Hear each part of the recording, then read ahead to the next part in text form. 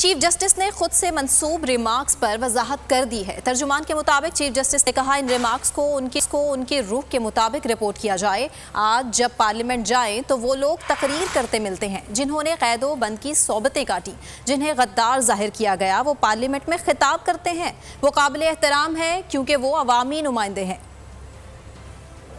तो नजर आ रहा है सामने लिखा हुआ है जुल्म मिटने के लिए दो चीजों से मिटेगा भाई।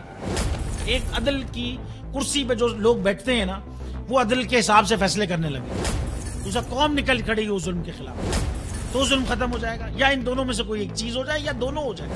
अगर 420 का मुकदमा था, उस वक्त अदलिया में जो लोग बैठे हुए केस देख रहे थे, वो पूछते ना, यार चीट हुआ कौन है।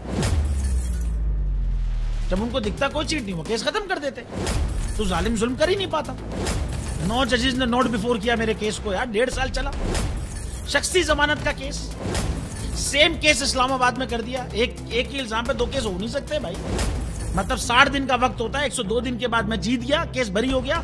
102 दिन के बाद अपील फाइल की, एक्सेप्ट कर ली। नहीं करते ना एक्सेप्ट, खत्म हो जाता ना जुल्म यार। भरी अदालत में मुझे बरी कर दिया, फिर पता नहीं क्या हुआ, 2.5 घंटे बाद का नोट बिफोर। मैं नहीं सुनता ये केस, खड़े रहते अपने फैसले पे, मिट जाता जुल्म। अल्लाह ताला ने बिठाया इन कुर्सियों पे इनको यार, ये अल्लाह ताला की तरफ से फैसले करने हैं। तो या तो ये फैसले आएंगे, जुल्म मिट जाएगा, या कौम खड़ी हो जाएगी जुल्म के खिलाफ।